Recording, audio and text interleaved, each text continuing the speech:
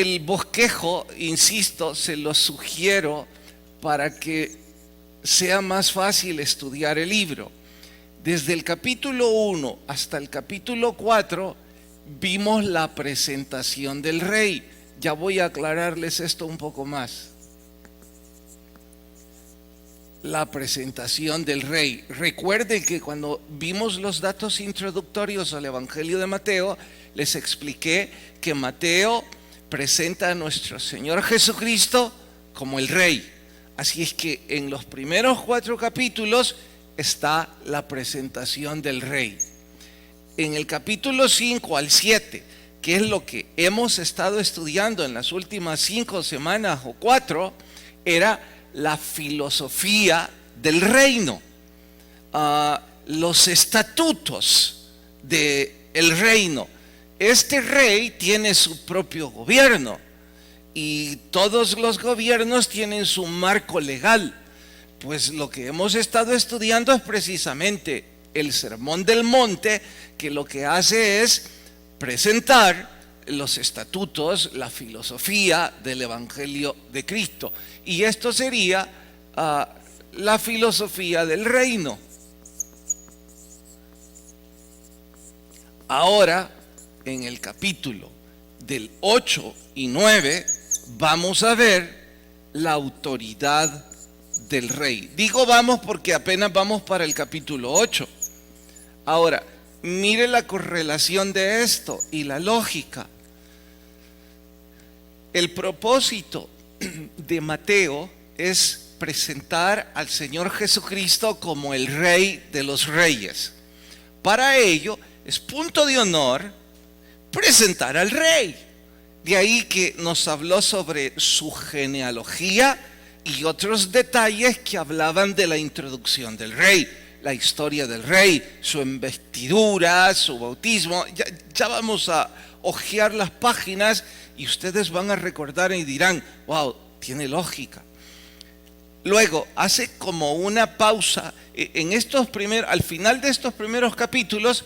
Nuestro Señor empieza a obrar los primeros milagros, pero hace como una pausa a eso y ocupa 3 capítulos, se sienta y un auditorium de seguidores, y allí Él establece la filosofía del reino, que es las bienaventuranzas, la regla de oro, la ley del talión, el divorcio, el enojo y otras cosas más que hemos estado estudiando. Y finalmente, y ahora vamos al capítulo 8, que es la autoridad del rey. Verán que en estos 2 capítulos hay 9 milagros y cada 3 hay un pequeño discurso. Entonces, visto así, como un bosquejo, uno concluye, bueno, esto tiene lógica y es mucho más fácil recordar y entender que el Evangelio de Mateo presenta al rey. Ahora, por favor, tomen sus Biblias, y los que han tomado notas y los que marcan sobre ella van a recordar y dirán, wow, tiene mayor sentido. Incluso algunos me dirán, pastor, hubiera presentado este bosquejo antes. No, saben, no se los he presentado antes porque si les presento antes el bosquejo, pues como que se vuelve aburrido. Algo así como me están dando algo que no conozco. Ahora que ya lo conocemos, pues entonces es como si todo esto tiene pequeñas partes de un rompecabezas y ahora yo puedo unirlas. Vean, capítulo 1 hasta el 4. Eso sería como la primera parte o la primera división. ¿Y qué vimos en esos primeros capítulos? La genealogía de Jesucristo. Me estoy refiriendo a los títulos en negría. Vimos sobre su nacimiento, vimos a Juan el Bautista, y claro, vimos el bautismo de nuestro Señor, que fue su investidura. Luego vimos cuando el enemigo le tentó, y hasta ahí llega la primera división o los primeros 4 capítulos, y termina cuando habla sobre los discípulos. Bien, el capítulo 5 hasta el 7, que es lo que nos ha ocupado todos los días atrás, es el Sermón del Monte. Estos 3 capítulos son la sumatoria de temas de filosofía del gobierno de nuestro Señor. Y ahora, pues vamos al capítulo 8. El capítulo 8 y 9 tiene cada 3 milagros un pequeño discurso. Se los voy a mostrar, sigan mi instrucción. En el primer título en negrilla, Jesús sana a un leproso. ¿Lo vieron? Segundo, Jesús sana el siervo de un centurión. Segundo milagro. Y el tercero, Jesús sana la suegra de Pedro. Ya, hay 3 milagros. Hace un paréntesis y noten lo que sigue: los que querían seguir a Jesús. Ese es un pequeño discurso, no es milagros. Es como si fuera un interludio. Y después de ese interludio va a otros 3 milagros. Vean, verso 23. Jesús calma la tempestad, es un milagro. Verso 28, los endemoniados gadarenos, es otro milagro. Y Jesús sana a un paralítico, es un tercer milagro. Otro interludio en el capítulo 9, verso 9, llamamiento de Mateo. ¿Me están siguiendo bien? Ok, ahí hay otro interludio. Y ese interludio es otro discurso. Igual que sobre el ayuno, es parte de un discurso. Y luego sigue la hija de Jairo, milagro. 2 ciegos reciben la vista, milagro. Y la mies es mucha, milagro. Wow, Señor, ¿cuál era la intención? Cada 3 milagros usted hacía como una pequeña pausa y daba un discurso. Bueno, probablemente. O el compilador, es decir, Mateo, el que escribió el Evangelio, se tomó el detalle numérico para presentarlo así. ¿Con qué razón? Para facilitarnos el entendimiento de todo esto y para que nosotros tengamos como un mapa o como un bosquejo que seguir mientras lo estamos estudiando.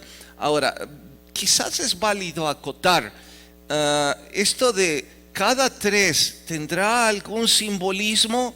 El número 3 tal vez sí, tal vez no. Pero como nuestro Señor no lo deja en claro, pues yo tampoco voy a hacer conjeturas que podría hablar sobre el número 3 en cuanto a la Trinidad y otras cosas más, pero pueden ser simbolismos que no necesariamente abonen o ayuden a nuestro estudio. Lo que sí ayuda sobremanera es que ahora que yo les he recordado los primeros 7 capítulos, ustedes en una página aparte más tarde dibujaran este bosquejo y pusieran los temas que ustedes recuerdan estudiamos. ¿De qué estoy hablando? ¿Alguno de ustedes como ejemplo quisiera recordarme alguno de los temas que para usted fueron importantes, que a usted le gustó, que usted disfrutó, que el Señor le habló? ¿Alguien quisiera decirme algún tema reciente de los que hemos abordado? No juzgar a mi hermano. Bien, no juzgar al prójimo. ¿En qué parte de este bosquejo aparece? En la filosofía del reino. Entonces, si esto es parte de la filosofía del reino, ahora entiendo. Al igual que usted y yo hoy vivimos en un país que tiene sus propias reglas, sus propias políticas, su propio gobierno, bueno, el gobierno de nuestro Señor Jesús tiene su propia filosofía y su propia política. Y nosotros entenderla y conocerla nos da un poquito más de entendimiento y de conocer al Rey. Ahora, ¿con qué propósito el Rey daba a conocer todo esto? ¿De que obedeciéramos? No, de que disfrutáramos. Porque cuando usted y yo nos cobijamos bajo su gobierno, es una bendición. Pero bien, ¿me he dado a entender hasta aquí? ¿Qué vamos a hacer entonces hoy? hoy vamos a estudiar la tercera parte de esta división. ¿Cuál? Ya él nos presentó al rey, me refiero a Mateo, nos presentó al rey, nos dio sus credenciales, su investidura, su bautismo. Ya él nos habló sobre la filosofía del reino, valga la redundancia, de este rey. Ya nos dijo sobre lo que acabamos de leer. Ahora Mateo nos va a demostrar la autoridad del rey, que él va a poner en prueba y va a evidenciar y va a dejar en claro que él es todo lo que dice ser. Porque si queda hasta este punto, cualquiera puede hacer eso. ¿De qué estoy hablando? Bueno, cualquiera puede escribir una biografía fantástica, y diría alguien casi como un cuento, y cualquiera puede escribir una serie de estatutos y ser aplaudidos por ellos, como hacen casi todas las religiones y casi todos los políticos del mundo. Se presentan como la mejor opción y dicen tener la mejor plataforma de gobierno, pero hay que preguntar si tienen la autoridad para llevar a cabo todo lo que dijeron ellos eran, si en realidad cumplieron todo lo que prometieron. ¿Qué va a hacer entonces nuestro Señor en los siguientes 2 capítulos? Muestra que Él tiene la autoridad del rey, porque Él tiene poder para romper todas las leyes naturales, porque se darán cuenta que en estos 9 milagros nuestro Señor va a mostrar que Él está por encima de la naturaleza misma y de que Él opera milagros rompiendo cualesquiera de las leyes existentes, porque Él es Dios. ¿Qué va a hacer? Probar su autoridad. Por cierto, en estos primeros 3, y no sé, también parece que es una brillantez del escritor o la unción del Espíritu Santo diciendo, póngalo así para que los estudiantes lo asimilen mejor. Los primeros 3 milagros hablan de sanidad. Cuando digo que presenta milagros de sanidad y los conjunta en los primeros 3, parecería un orden. Ya puedo escuchar a Jenny llamándome la atención diciendo, todo lo querés poner en números y con un orden específico. Bueno, pero esta vez no lo hice yo, está ahí.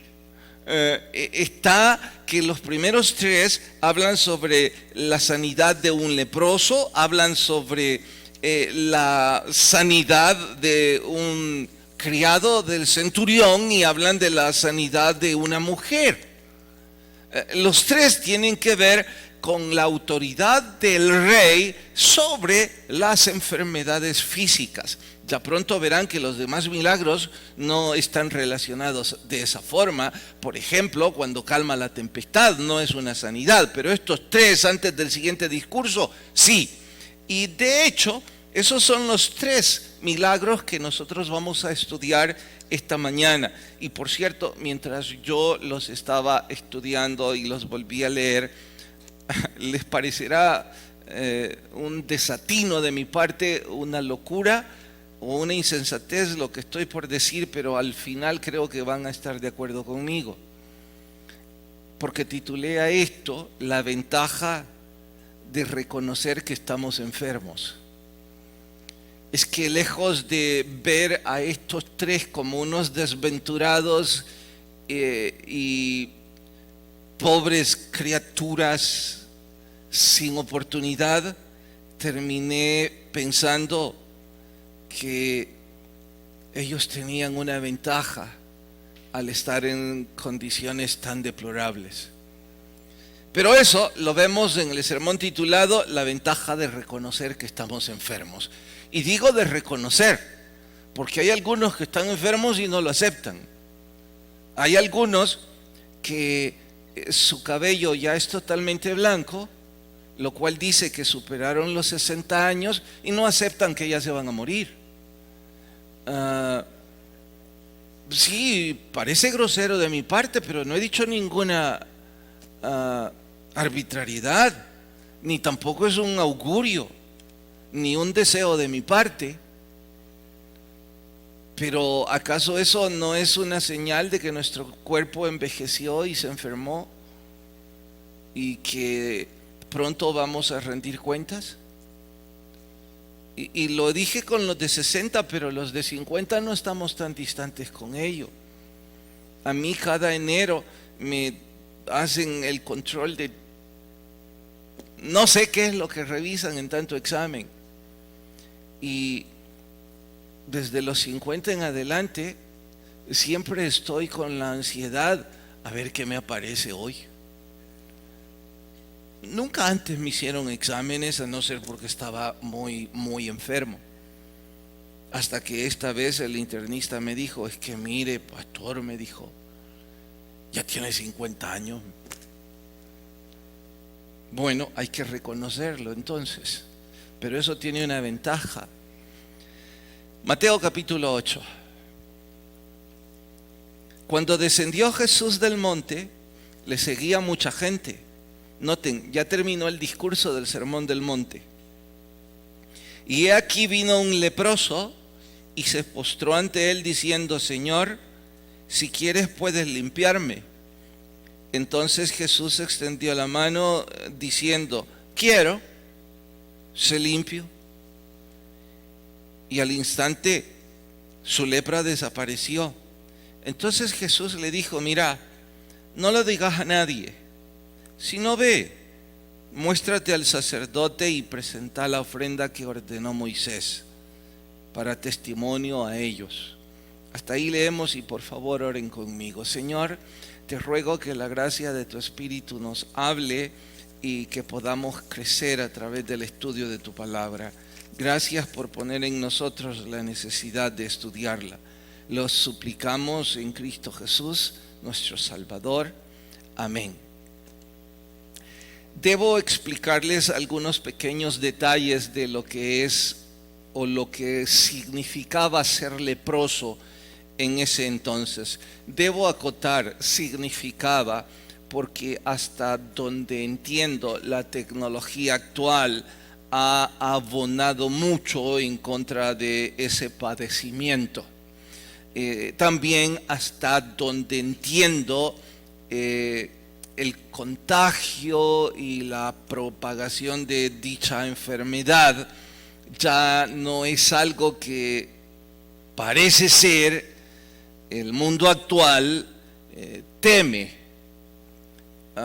Imagino, tenemos más miedo de la aparición de virus que de una proliferación de la lepra como epidemia. En fin, no estoy calificado para hablar sobre eso, ni tampoco es importante.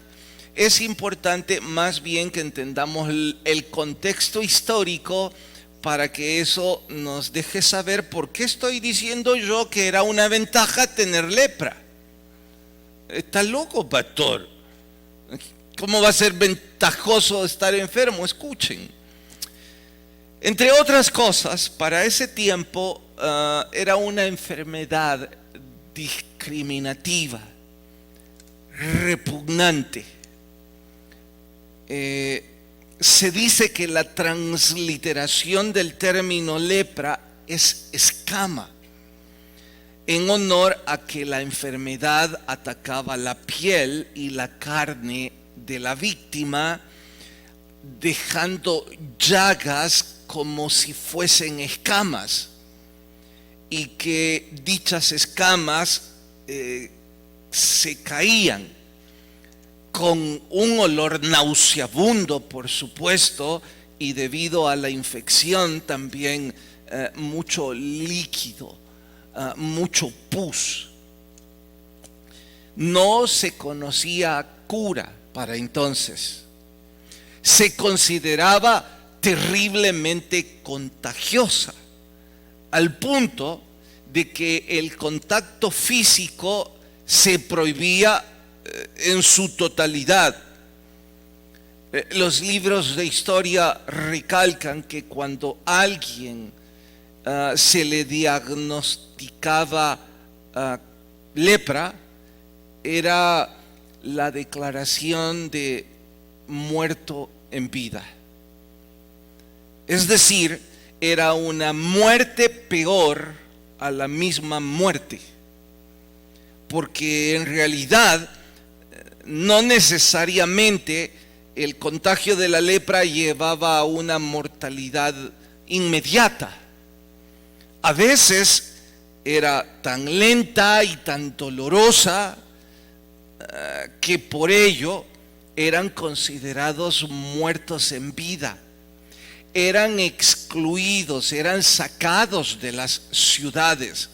Habían lugares de refugio para leprosos, pero no se equivoque pensando que para cuidar de ellos los sacaban como si fueran perros con rabia. Los sacaban de la ciudad para protegerse de ellos, porque ellos podían contagiar a alguien y provocar una epidemia. No era una especie de hospital en cuarentena. Eran cementerios en donde resaltaba la crueldad y la indiferencia del ser humano.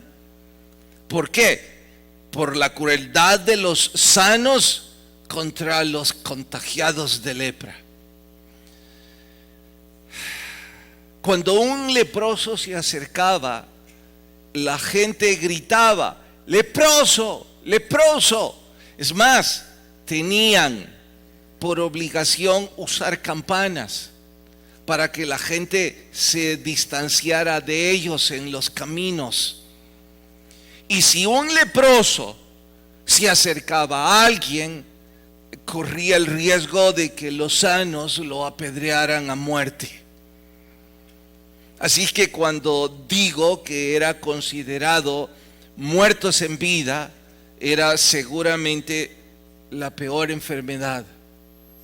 Yo no estoy seguro que hoy día exista una enfermedad tan dramática y tan cruel como la lepra misma. Cuando digo no estoy seguro, es que sí sé que el cáncer es doloroso y provoca tanta tristeza y tanto dolor. Sé que los virus hacen todo lo que esta pandemia nos propinó, pero aún en medio de la crueldad de nuestra humanidad, pienso que la sociedad actual muestra cierta consideración para cuidar un poco de los desahuciados. No sé si me equivoco, y si alguien tiene una experiencia traumática en contra de lo que estoy diciendo, discúlpeme. Solo quiero mostrar consideración y no falta de consideración. Como sea, para poner la cereza en el pastel de tragedia, era considerada entre los tontos y ridículos religiosos como símbolo de juicio divino. Es decir, si alguien tenía lepra, es porque Dios lo estaba castigando. Es porque tenía un grave pecado que debía pagar. Con todo lo que he dicho, imaginen lo que pudo significar tener lepra. Yo creo que no se puede imaginar humanamente.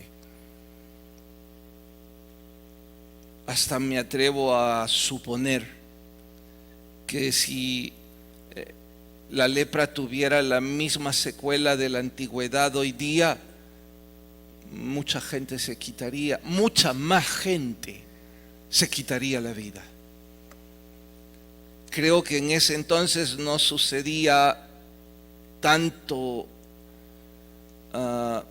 suicidio, porque la sugestión no el temor a Dios, la sugestión religiosa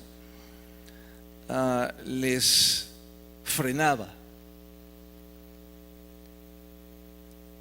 Tiempo atrás, y quizá uno de estos días lo vuelvo a hacer, no sé quién escribió el monólogo de la vida de un leproso, pero yo lo memoricé y de vez en cuando, creo que 1 o 2 veces lo he dramatizado en alguna actividad aquí en la iglesia.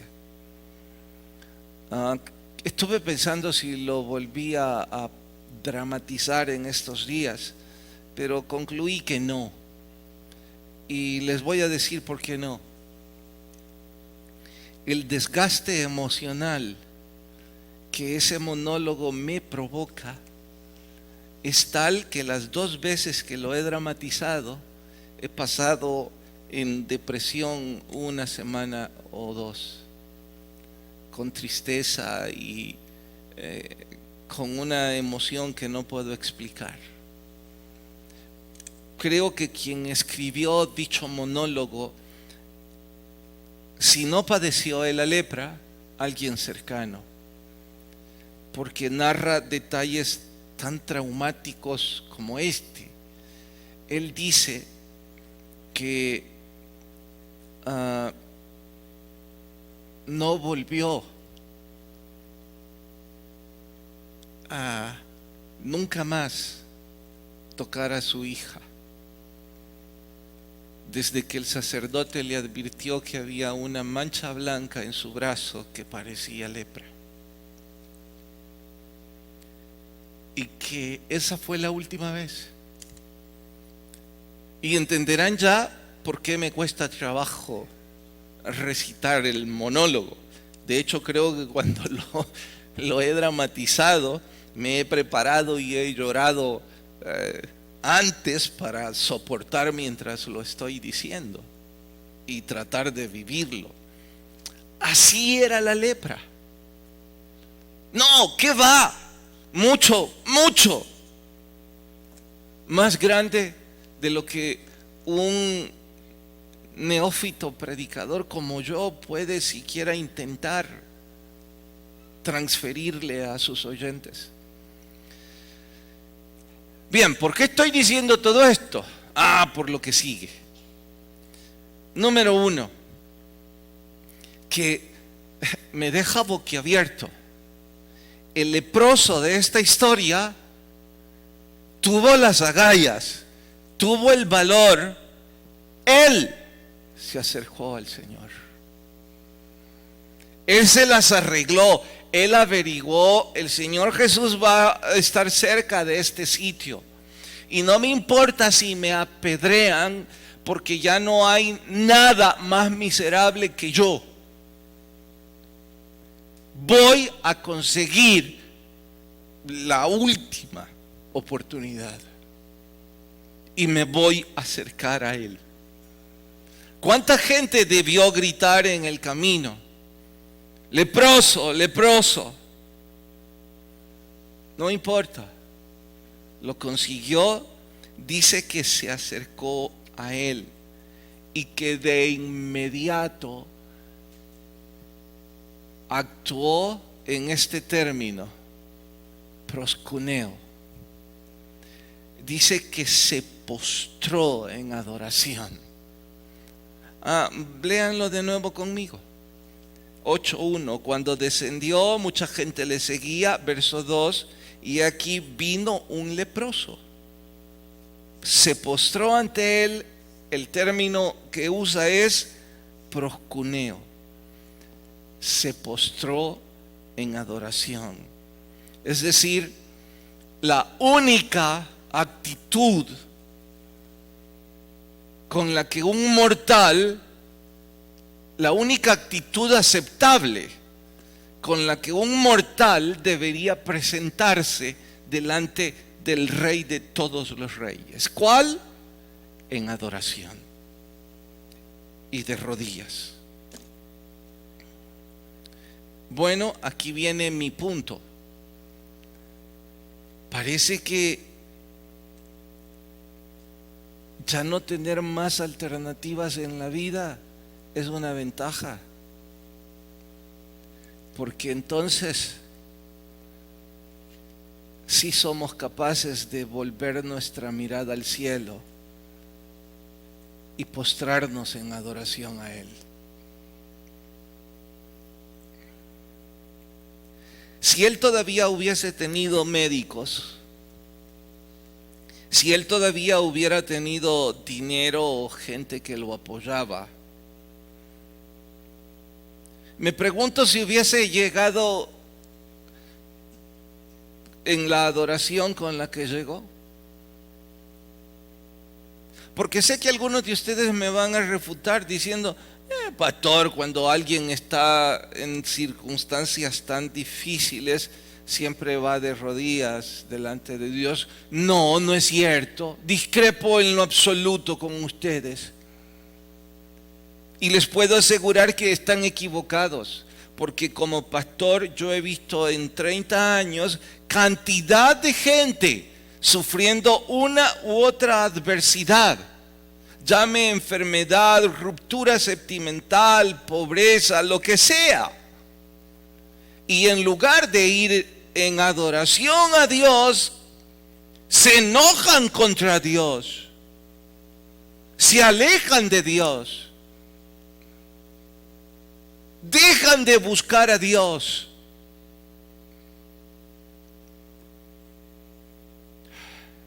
Pero aún con toda esa arrogancia, para este fue una ventaja ya no tener ninguna alternativa. Y ahora yo me pregunto si alguno de ustedes está viviendo un momento tan difícil. Llámele enfermedad, llámele bancarrota, llámele edad, como usted quiera, es una adversidad, porque quizás puede ser muy joven y sentir que la vida no tiene propósito. Usted no ha podido cumplir sus sueños, o a una edad muy temprana ya arruinó gran parte de su vida. O quizás usted es una persona entrada en años, en total soledad, en donde tiene que comprar un poco de cariño. Y más doloroso aún cuando les tiene que pagar a sus hijos o a los cercanos para que muestren un poquito de cariño. Pero la verdad es que está en soledad.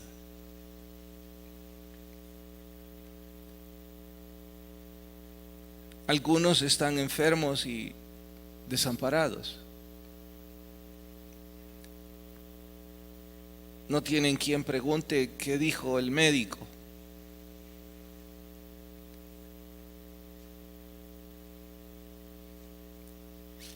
¿Qué le queda?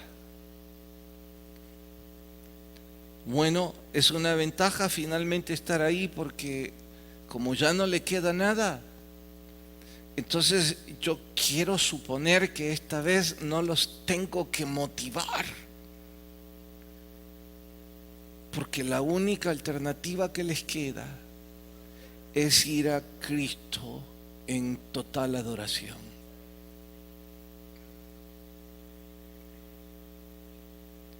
¿Qué esperan para hacerlo? ¿Por qué siguen endureciendo sus corazones?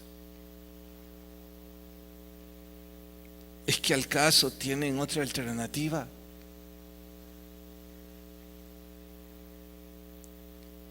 Sumado a esto, me enternece la humildad con la que el leproso se dirigió al Señor. Es que no hay otra forma lógica en la que un mortal puede acercarse ante el rey, sino en humildad. Pero igual que el ejemplo anterior, hay una cantidad que yo he conocido que lo último que hacen es ir en humildad. El leproso en ningún momento dudó del poder del Señor Jesucristo. Sí tenía una duda, pero no era de la autoridad. La duda que el leproso tenía es si el Señor tenía la disposición en favor de él. Por eso es que dice, si quieres, puedes limpiarme. La humildad con la que suplicó. Difiere mucho de los dos contrastes que voy a poner. El que llega diciendo, ¿por qué yo? No merezco. Tanta gente mala y me pasa a mí. O peor aún, los que llegan en la oración diciendo, reclamo para mí la sanidad. Declaro por fe que estoy sano. Oigan todos los que siguen esas frases estereotipadas y sacadas de predicadores de prosperidad y de... Estoy buscando la palabra en español. De toda esa corriente carismática mal enfocada.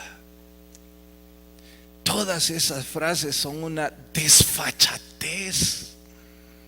Son una falta de respeto. ¿A quién se le ocurre? Solo a charlatanes. Llegar donde una autoridad, y ya no se diga el rey de todos los reyes, diciendo, reclamo. Usted y yo no le reclamamos, pero ni al policía de la esquina.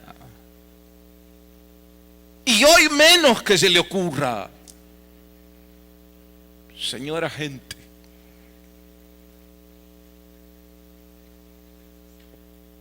Pero vamos a ir así ante nuestro Dios. ¿Se dan cuenta de la charlatanería?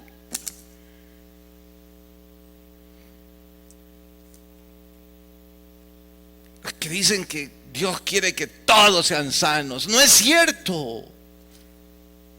En este caso es cierto que nuestro Señor dijo, sí, quiero. Y lo sanó. Así es que cuando usted y yo estamos en una situación tan difícil, por favor recuerde llegar en adoración y en humildad. Es la única actitud correcta delante de el Dios de este universo. Y el leproso nos da el ejemplo. El Señor le dijo que no dijera nada, y no es tema importante para mí ahora, entonces como solo puedo hacer conjeturas, corro con decírselas. Sé que los más acuciosos de ustedes quisieran profundizar, pero yo les diría, mire, el Señor finalmente no dijo el por qué. En otros casos decía, vayan y díganlo. Y no siempre dejó entrever. En este caso hay nuestro Señor quería que le declararan limpio los sacerdotes para que reconocieran el milagro hecho por el Señor Jesús, siguiendo el orden acostumbrado de la religión judía. Nuestro Señor quizá estaba provocando a los sacerdotes ya abiertamente, diciéndoles, aunque no me reconozcan, tengo el poder. Quizá no era tiempo de que su fama creciera en honor a sus milagros, aunque ya había pasado en Galilea. Y como dice al final, para testimonio a ellos, a los sacerdotes, bueno, quizá. ¿Es importante para mi diario vivir hoy? Pues no. para mí hoy es importante que en medio de la adversidad voy a llegar al Señor, voy a considerar una ventaja porque entonces puedo estar tomado de su mano. ¿Saben? Una y otra vez yo he visto personas que aún sin el Señor haber permitido una adversidad, aún estando en la bonanza, le dan la espalda a Dios. Con arrogancia, no voy a la iglesia, no oro, no leo la Biblia. Y no lo dicen abiertamente, pero es obvio que no quieren la dependencia de Dios. No los entiendo, no sé por qué. De hecho, oigan, y se lo digo con cariño, a todos ustedes que hoy están aquí sin haber entregado su vida al Señor Jesucristo, no es importante que yo los entienda, solo lo digo como una forma. Yo no los entiendo. Si ustedes no quieren nada de Dios en sus vidas, uno, no entiendo, ¿y entonces por qué vienen? Dos, creo que si ya están aquí es porque sienten respeto por las cosas espirituales. Y entonces si tienen respeto, ¿por qué no dan el paso, pues? Y dicen, no, yo no estoy listo. Si usted nunca ha estado listo para nada, pero ha tenido el valor de dar el paso para hacer cosas malas, en las que se requieren agallas. Como por ejemplo, se ha tatuado, como por ejemplo se ha drogado, se ha emborrachado, tiene 1 o 2 hijos fuera del hogar. Ay, pastor, eso es fácil. No, pero yo considero que es más fácil ser humilde y postrarme delante de Dios. Porque todas esas cosas que dije antes, ya sé que pagan mal, pero mi Señor es pura misericordia. ¿Por qué no lo buscan? ¿Por qué no rinden sus corazones a Él? ¿Qué están esperando? ¿Que la lepra los termine? Bueno, dijo alguien, y no está en la Biblia, que hay algunos que solo la lepra los hará corregir. Y si usted es uno de esos,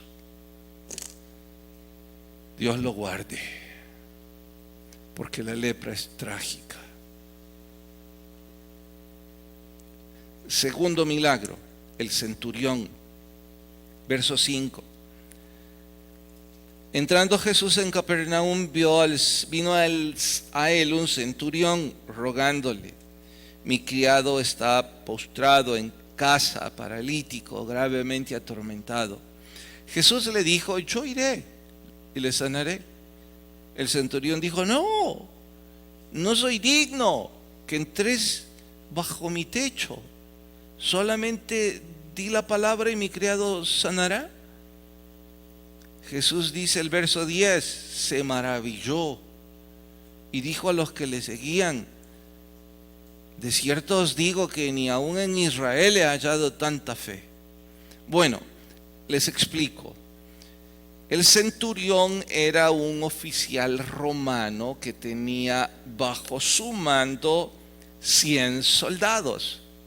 Eso significa que era un hombre importante, especialmente allí en esa región, porque Roma enviaba ejércitos a todo el imperio conquistado, y un centurión obviamente era un hombre con mucha autoridad, porque a 100 soldados a su cargo, imagine.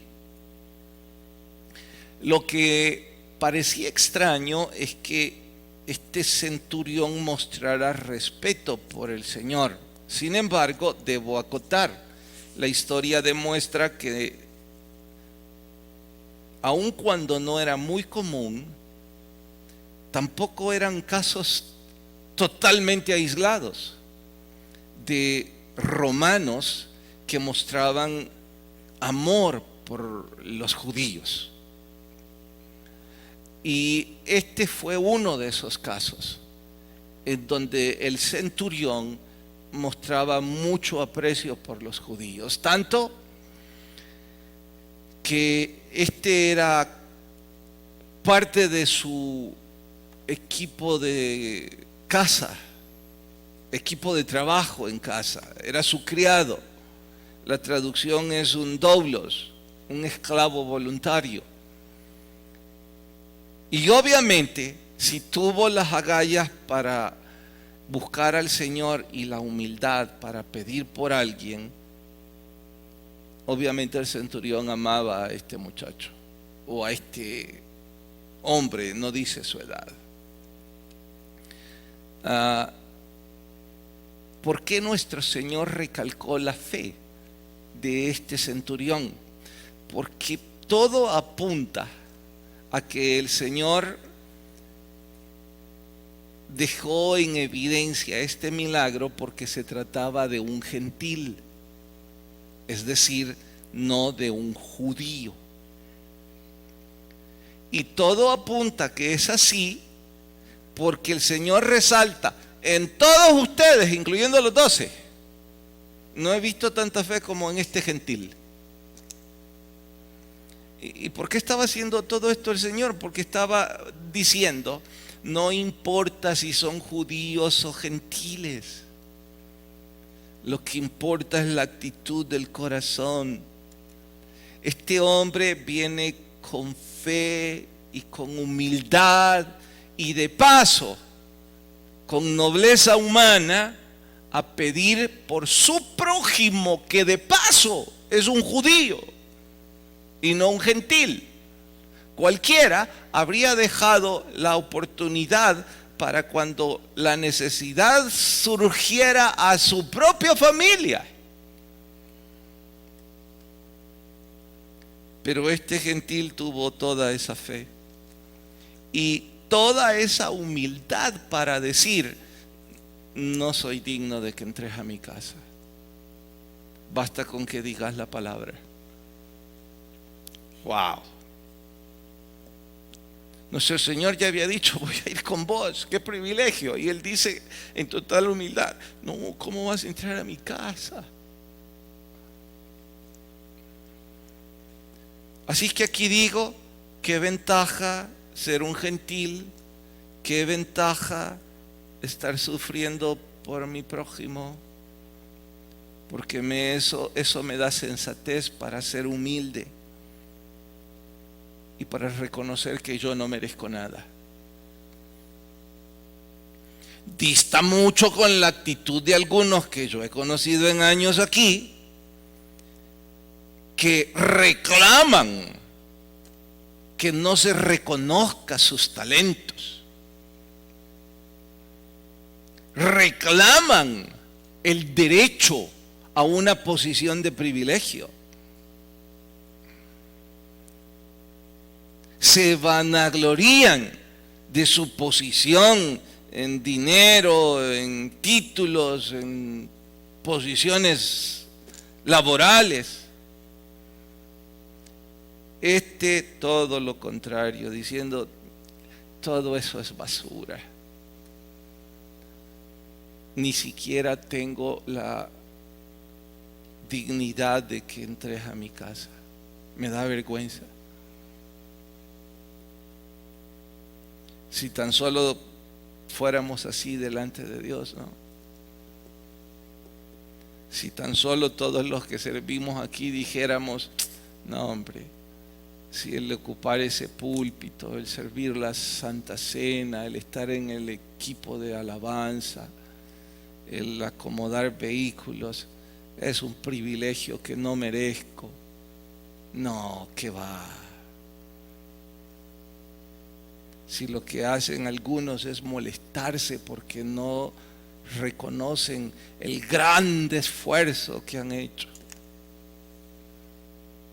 Triste. Y finalmente, por cuestión de tiempo, la suegra. ¿Por qué ríen? Bueno, es que no muchos tenemos el honor de tener una buena suegra, ¿verdad? Yo sí, gracias a Dios. Estoy haciendo méritos, que conste. Dice que, bueno, mejor léanlo. ¿Por qué digo dice? Es que es emocionante. 14 y 15.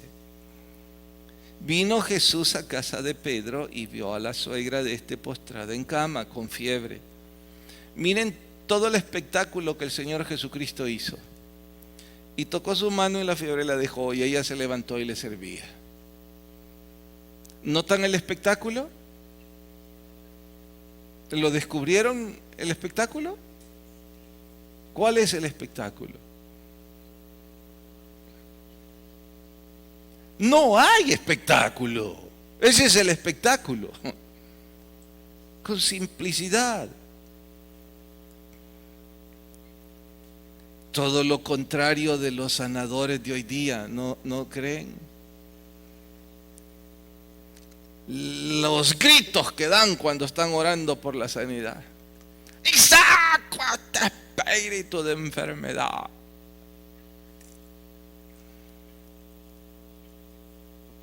Y si nuestro Señor solo la tocó y fue sana. Yo me pregunto, ¿y por qué no replican lo que la Biblia dice? Porque lo que la Biblia dice es darle la gloria a Dios. Y lo que ellos hacen es darse la gloria a sí mismos. Porque con ese espectáculo la gente cree que ese tiene poder. ¿Saben que hubo una ocasión aquí en la iglesia en donde después de una actividad se acercó alguien, amigo, que había sido invitado por alguien más, pero ya nos conocíamos, entonces se me acercó y me dijo: mira, Carlos, estoy impresionado por la cercanía de ese hermano a cosas del cielo, me dijo. Y le dije: ¿de cuál hermano y de qué estás hablando? Y ya me dijo en el grupo que había estado y que había estado orando. Vieras cómo oró, me dijo. Y me tocó y me movió así los hombros y gritó.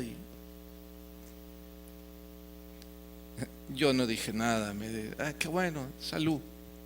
Pero él dedujo mi silencio y se acercó y me dijo: o interpreté mal. No, le dije, yo tengo prohibido por la Biblia hablar mal del prójimo.